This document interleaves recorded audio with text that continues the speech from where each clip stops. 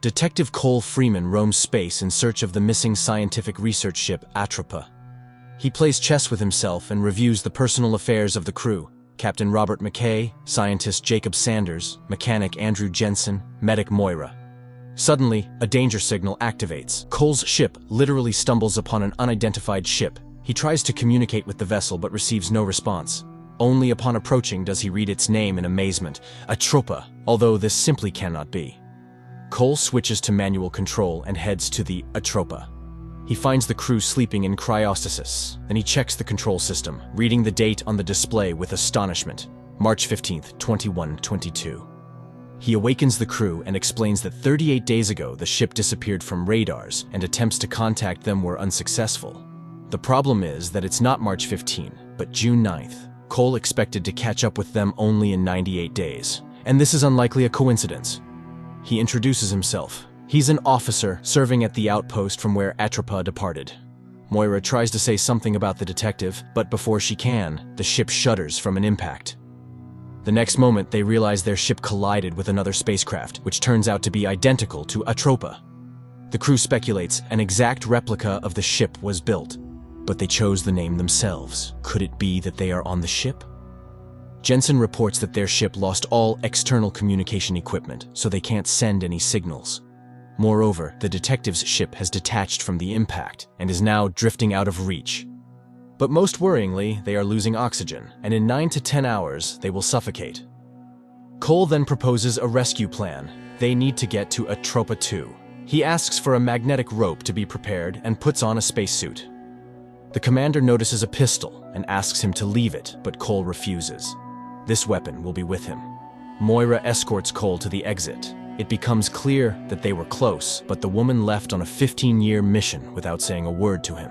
But his primary mission was to find the crew, and now he must get to the other ship. The detective opens the airlock, flies over to the second Atropa by the rope, and enters inside. Everything inside looks like an accident happened. No lighting and no gravity. Cole inspects the room and finds a photograph of Moira with the captain, causing their surprise. He moves on, guided by the crew, since the inside of the ship is identical to theirs. Cole tries to connect to the terminal and discovers the absence of lifeboats, but where could the crew have gone? Then Sanders discovers that the second Atropa was flying a parallel course and stopped at the same time as the first ship. But how then did they collide? Cole and the others have long heard a strange sound but can't figure out where it's coming from until the detective reaches the passage leading to the lifeboats. He goes there and finds a body. Sanders? The next minute, explosions begin on the stern of the second ship. Cole, having grabbed the found body, barely manages to return to Atropa before its twin explodes. Moira meets the detective and brings him back to consciousness, but Sanders, seeing his double, goes into hysteria and has to be sedated. Later, Cole is upset, remembering the loss of his ship. Moira sympathizes, but is worried about how to get out of the predicament. The man reassures her they will find a way. The woman leaves, but the captain catches up with her. Why did she hide that she has a husband? But the woman cuts off the conversation. Cole goes to the restroom, sees the photo of Moira and the captain, and out of anger, smashes the mirror. Jensen reports that he caught signals from a navigation beacon, but they are very strange, accelerated and playing in reverse. But the fact is that the beacon is working correctly. It's they who are moving backward in time. The mechanic displays a visual diagram of the ship's movement. Atropa seemed to slow down in time, so the detective was able to catch up with them 3 months earlier than scheduled. The computer managed to scan the size of the anomaly. Their ship is deep inside an area with space-time distortion with extreme curvature, and this area has no rules. They died in space, but they are being carried back in time. And soon they will collide with themselves in the future. He doesn't know how to prevent this. They need air, engines, and Sanders, and he can't say how they could choose another path. Meanwhile, Moira discovers that Sanders from Atropa 2 died from gunshot wounds, and Cole's pistol is lying on her desk. The same pistol that Detective Cole Freeman is cleaning at the outpost when he is informed of the disappearance of the Atropa, and that Moira is among the crew. He hastily prepares to search despite his boss's prohibition, who wonders why he broke up with his wife. He informs him that he won't be able to track the departure from Dock 12. Then there's Cole and Moira in bed. Moira receives a call and runs off to work, promising to make it up in the evening. Cole takes the weapon and goes to meet Moira's brother, Mason. He teases his friend. His sister has planned their entire life years in advance, a beach house and a couple of kids. The partners go to the kitchen, where they talk to a first-generation robot.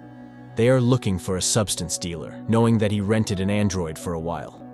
It gives them the needed address. The detectives go there and get into a shootout, where Mason dies and Cole shoots the suspect, but he gets arrested.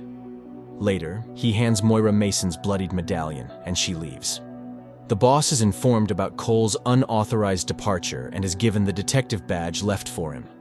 On Atropa, Moira tells the crew that the DNA of the deceased Sanders 2 completely matches their comrade's DNA, and he died from Cole's pistol. But how is that possible since he didn't shoot? The captain suggests removing the weapons and asks Moira to wake up Sanders, but Jensen reminds them of the escape pods, which is a good option. The captain is against using them, then all that's left is to wait, and here, it's a dead zone, so it's unlikely anyone will come. Only Sanders can help. Moira wakes up the scientist, but he suddenly grabs a scalpel and takes Jensen hostage. He's sure that Cole will kill him and wants to prevent this. Wounding the mechanic, the man runs away, and the detective and captain go after him. The pistol remains on the table, and Moira hides it in the cupboard. The captain and Cole look for Sanders and discover a crack that apparently will lead to a fire, as on Atropa 2. They inform Moira that they can't find Sanders, and during their conversation, Jensen disappears. Then the signal for the launch of the escape pod activates. Jensen has left. He apologizes for his behavior via communication, but he wants to live. The second pod is successfully blocked. Those remaining on board watch as the pod is pulled by the gravity of the ring. Apparently, Jensen didn't set coordinates.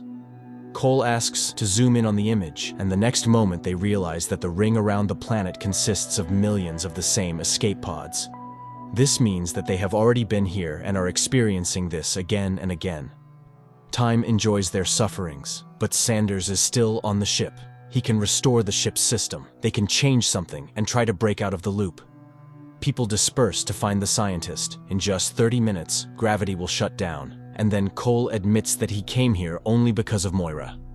She is shocked. Is this the time to discuss this? And after all, it was he who left her alone with her grief. The detective apologizes. He couldn't do it because he stopped believing in himself. Atropa starts shutting down and locks Cole in the medical section. The captain rushes to help and is captured by Sanders. The scientist wants to escape the ship and takes the captain's key card. Moira runs after him, trying to persuade the man, but he's sure that Cole will kill him. Then the captain arrives. They both hold the scientist, urging him to come to his senses and try to fix the system. Meanwhile, Cole finds his pistol and shoots the door, but Sanders picks up a scalpel and stabs the captain in the chest. Shocked, Moira covers the deceased, then snatches the pistol from the arriving Cole and points it at Sanders. The detective asks for the weapon, and the woman suddenly realizes it was she who killed Sanders. And then Cole remembers the broken mirror, but on that ship, it was whole. Something has changed. Time just asked not to repeat the same mistake. No one sent him here. He came to say that there is a choice, and now Moira can choose. The woman lowers the pistol. Sanders rushes to the core of the system and manages to start it, but only for a while. Cole and Moira discuss what has happened. What did they do, and how will it change their fate? The system stabilizes, and then they hear a call over the external communication. And see? Atropa? The detective places Moira in the escape pod and gives her his badge. The other Cole will believe her if he sees it, and he himself returns to Sanders. They can't stop the process, but they can break time. The two ships collide. Cole closes his eyes and sees Moira and their two sons walking with him by the sea, and then he vanishes in the fire of the explosion. Moira hands the badge to the arriving Cole and hugs him. They can fly home. Classic, pure science fiction without terrible monsters and battles with ultra-laser weapons. A true gift for fans of the style of the unforgettable Arthur Clarke. Worth watching if you're interested in science and space technologies.